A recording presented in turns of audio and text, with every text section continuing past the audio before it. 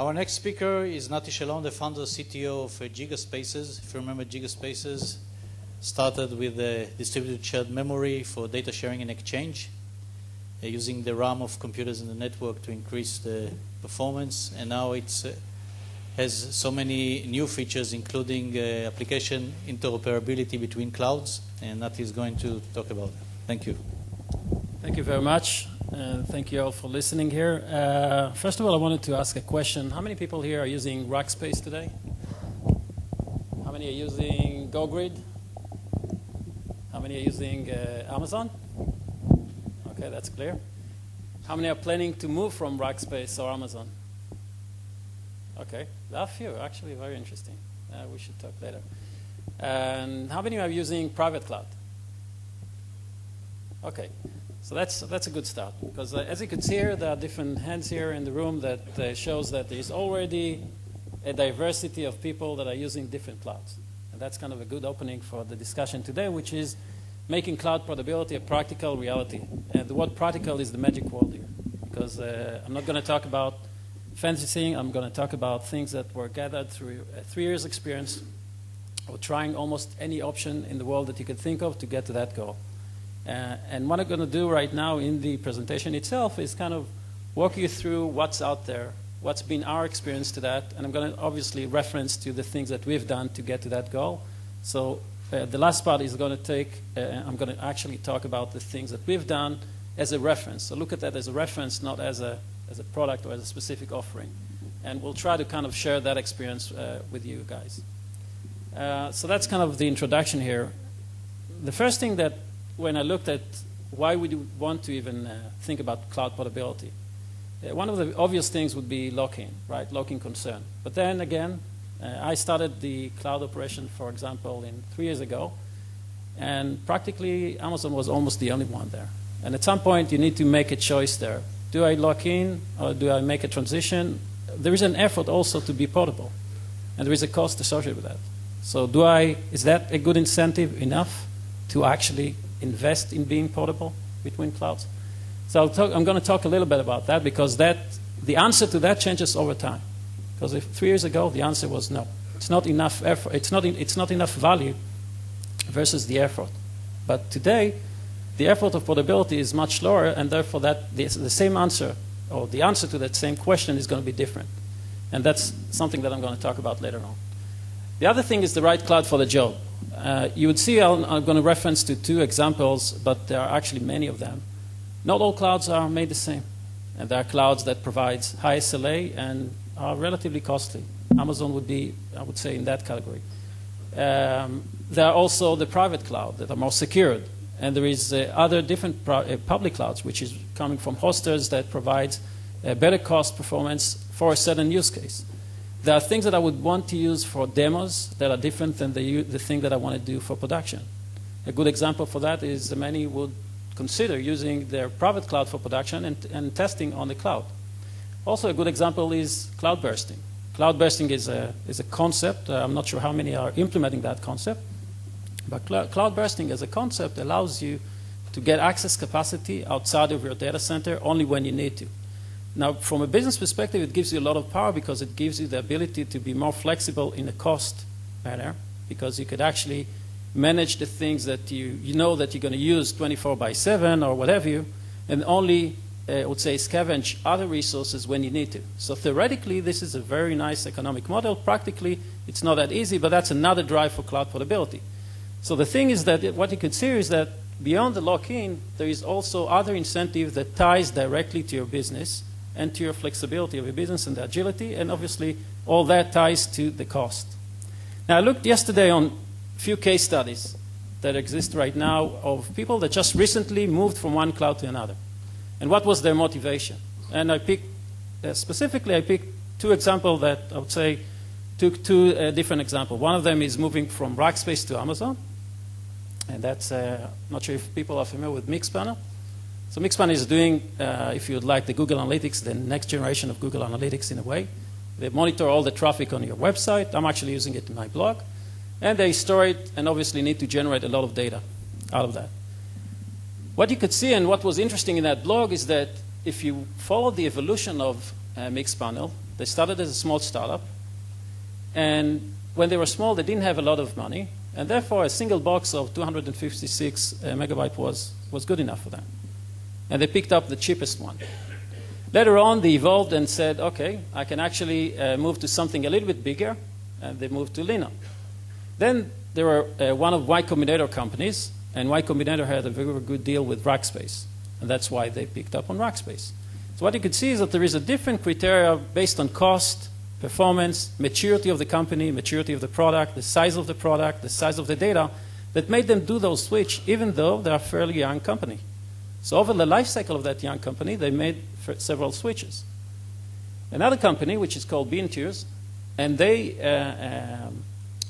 moved from Amazon to EQ8. Actually, I don't know anything about EQ8. It's the first time that I heard about that hoster.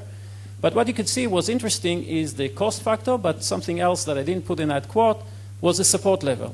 So for example, they claimed that in Amazon they didn't get good support because Amazon provided a certain level of support for, I would say, regular user. They didn't comply with them. So when they had a problem like the problem that many people probably faced with EBS, the elastic block storage, they didn't have anyone to call, and therefore they had time issues getting their service up and running and fixing that problem. That experience led them to look for something else, which was also happens to be cheaper for that specific purpose. I think that the lesson from both of those examples is not that Rackspace is better than Amazon or that Amazon is better than Rackspace, is that there is different clouds providing different levels at different cost, and each one of them would fit in different, I would say, part of your organization or life cycle of your organization. If you're a startup, you probably look for something. If you're just launching a new product, you're looking for something. If you're running a demo, that might be something different. That's a real example of companies that didn't really design for portability, that happened to be moving from one cloud to another almost as a force majeure. So this brings it to the next one, which is what is the state of the union right now? I mean, if I look at cloud portability, what's out there? And basically, you could see several aspects. And actually, the previous presentation was talking about storage standardization. There has also been various attempts to do compute standardization. And there's been a standard called OCCI, for those who are familiar with. VMware was pushing their vCloud. I'm going to talk a little bit about my observation about those standardization. There's also open source initiatives. So for example, some of you have probably heard of OpenStack. People here heard about OpenStack? Good. So OpenStack is, I would say, probably one of the famous open source initiated by Rackspace and NASA, and now Dell is adopting it, and Citrix is adopting it. So there is a wider part of the industry adopting it. And there's also companies that was actually launched to provide an EC2-like open source initiative, like Eucalyptus, which was actually came from the university, forgot the name right now, and Cloud.com, which was now bought by Citrix. Both of them started from an open source initiative, and open source in a way could be a de facto standard where they looked at the standard as EC2-like API. So they took the EC2 API and tried to provide different implementation for that API in a way looking at EC2 as a standard. Another approach is abstraction. So abstraction tried to look at the world and say there is no way we can actually provide a common API for everything. The world is moving too fast. And abstraction is a good practical way to say out of that world of different APIs, we can probably map them to common abstraction. And in that case, we can provide access or common access to those different APIs without trying to force a standard. And there are currently two, I would say, initiatives around that. JCloud, which is primarily in Java, is the J letter present. And there is also something that is called Delta Cloud, which was mainly coming from a PHP type of world. Sorry, from a Python part of world. And that's kind of the three approaches that we could see to actually, when we try to map the cloud and try to abstract the cloud and try to find different standards and things on that line. Now, that's not me. I'm a little bit nicer, I think, without the tie. But it took 3 years of experience to actually work through almost all of those initiatives and trying out Terramark, Azure, Rackspace, Amazon, obviously, private clouds like VMware and Cloud.com, and all those type of things to try and see what's the common, what's actually working, what's not working. And as I said, the answer to that same question changed over time, and that's kind of the second part of the presentation was actually to share that experience and say what did work, what didn't work. So if I look at standardization, you could see the X here that already kind of hints, and not just hint, actually say what the answer is. It's going to take time until the industry is going to pick on a standard that is going to be useful for you. When I'm saying useful, it's not that the standard is not going to be written in a paper and published, and other companies are going to be even agree to accept it. It's going to take time until you can practically go to a cloud and actually use that standard if it's going to be accepted. And you need several clouds provided to actually support that standard. It's going to take a long time. And that's why, practically, that's not something that I could rely on. The other one is open source cloud. Open source cloud is and could be the Linux of cloud. If you think about Amazon as the Windows, I think that OpenStack could be definitely the Linux of the cloud. But it's also going to take time. So if I try to use OpenStack as the standard, I'm going to be again, stacked because right now, not too many support it right now. So it's going to take also years until that's going to be practically available.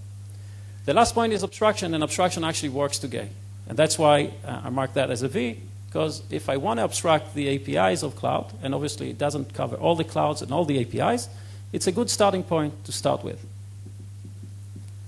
The other realization, that's probably the most important realization, because obviously there is a limit to how much abstraction we can have on different clouds API. Especially if you take Amazon Rackspace, there is so many different services that Amazon provides today that there is no way in the world that I'm going to be able to abstract all of them. But, and that's a big but here from a realization perspective, what we actually want to achieve is not to map all the clouds to a common API. In a way, I would even say we care less about how all the APIs are common from an application perspective. What we care about is that the application would be portable, that we could take our application and move it to different clouds. Now, that's a very important observation. Unfortunately, it took us a few years to actually get to that realization. That's a different discussion.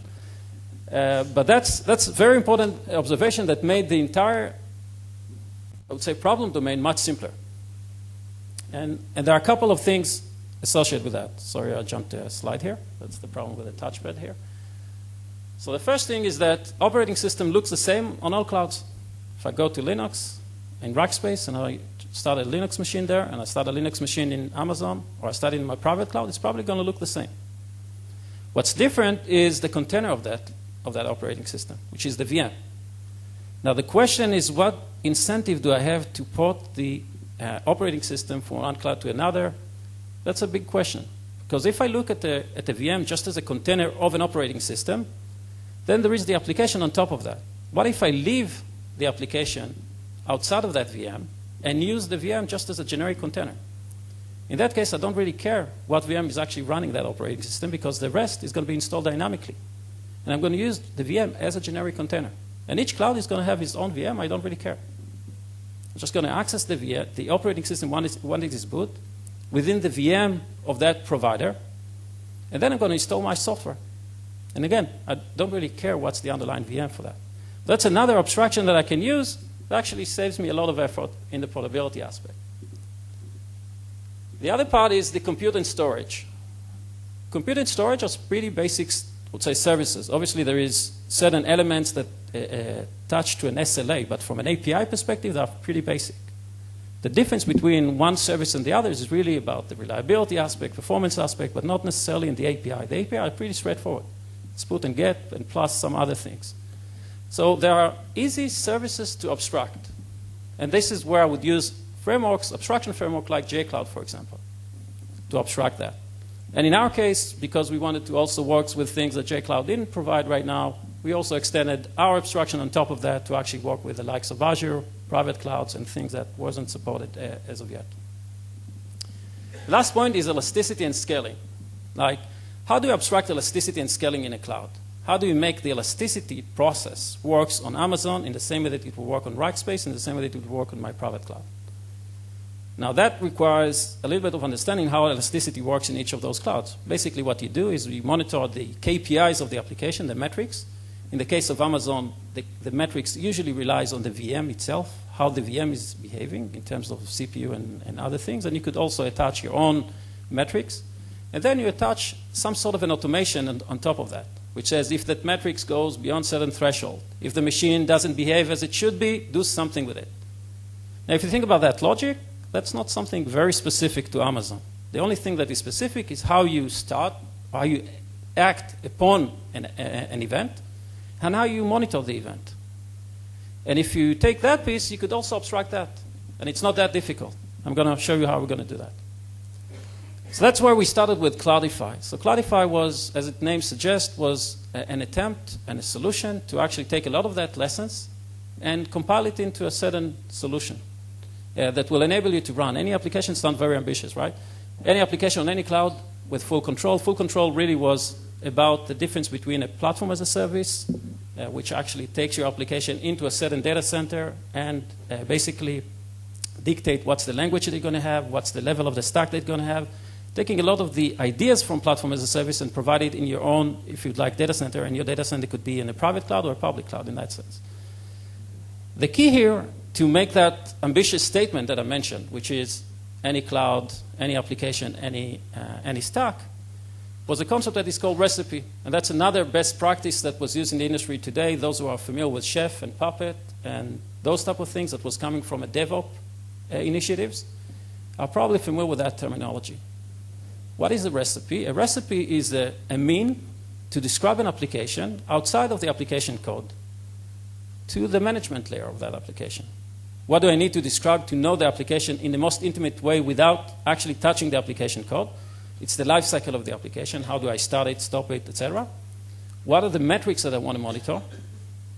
And then what action do I want to take on those metrics? If I have that information, I have pretty intimate knowledge of the application. In most cases, I wouldn't really need to know more than that. So I can do that by providing a standard to all that, or I can do that by providing a language or a recipe that will wrap that application, and each one can actually use that language and customize the access to his application in a way that is very native to him, and I'll show you an example for that, how that looks like. Once we do that, then we can have a portable provisioning, a portable orchestration, a portable failover. All those things can be very easily portable. So here's an example of how that recipe could look like. So we picked up on Groovy, which is a dynamic language. And Groovy enables you to create something that is called DSL, domain-specific language. Domain-specific language, when you think about HTML, is a language that is specific to the domain, meaning that if you want to express certain things, like data center failure equals true, you could do that in one attribute. And then all the logic behind that would be expressed outside of your definition. It makes the definition very readable. And that's the whole point of creating a domain-specific language.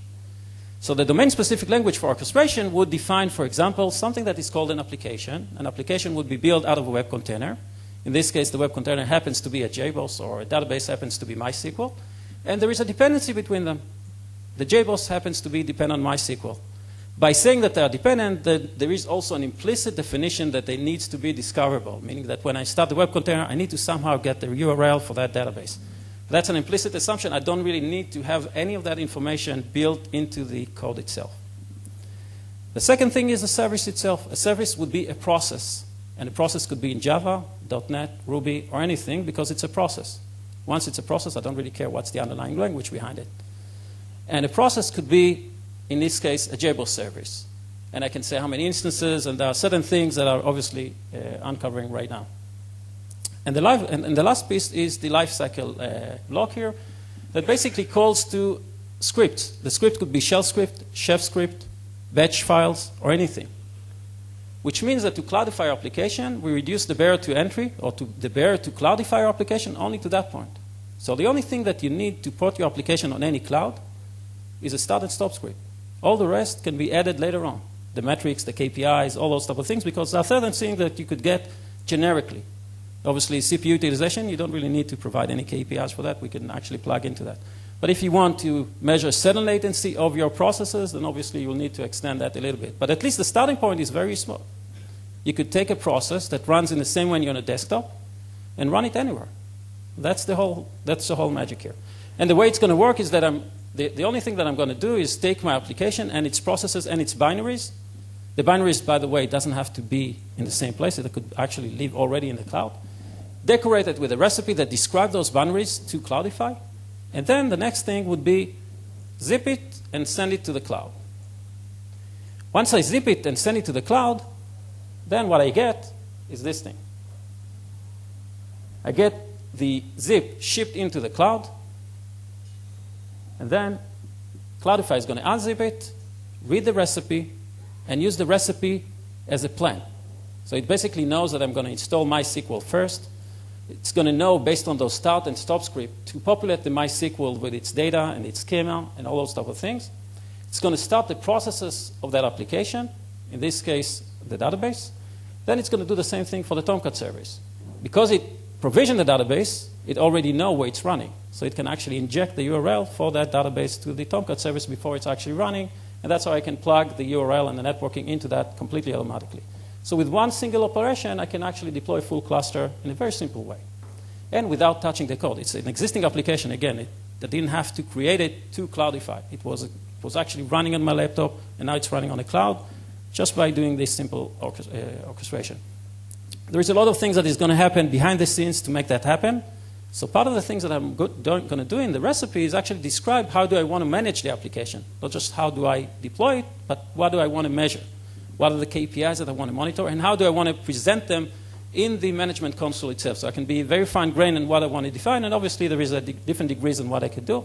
But the nice thing is that at least it's not a least common denominator. It's not trying to take your processes and provide just CPU utilization. It can actually monitor things that the monitoring system didn't really knew anything about them before. That's the whole beauty of that. And I'm going to finish soon without two more slides. So the first thing is about the demo. Obviously, again, this sounds too good to be true for a lot of people, and indeed, it is too good to be true. There is a workshop later on today, running by Barak, that is going to actually show you how that works. For those who don't believe in what I said, and you shouldn't, you can actually look at that and see for yourself and see how it works. There's also a live demo, and you can try it out yourself. There is, the product itself comes with a local cloud, so you can actually try it on, even now on your laptop. If you download it from gigaspace.com/Cloudify, you'll find it there. And that's kind of the summary of that. And the summary I kind of obviously picked up on cloud and the different things that you could say about cloud. Be prepared for a rainy day was one of them. And as you've seen in the examples at the beginning, those rainy days happens when you least expect them. So if you'd ask me 3 years ago, I would say, force majeure, that's the way it works in cloud.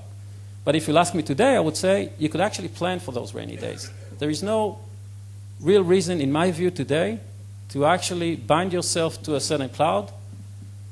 There is no reason, in my view today, especially with all the tools that happens there and with the maturity of the cloud as it is today, to not design your application to run in different clouds. And as I mentioned earlier, there are already cases, even within a single application domain, that you would want to run testing in a cloud and then the production in a private cloud, that you wouldn't want to provide that business agility to your organization. And that's, I would say, the important here. And it all comes down, as you've seen, to choosing the right abstraction. Now, it took us 3 years to find that. Hopefully, by sharing all that information, any one of you can either look at that as a best practices and do it yourself. And again, you could actually do some of that yourself. Or you could pick up Cloudify. You could pick up any other infrastructure that exists today that covers that space and actually do that yourself. And with that, I'll end. Thank you very much. We have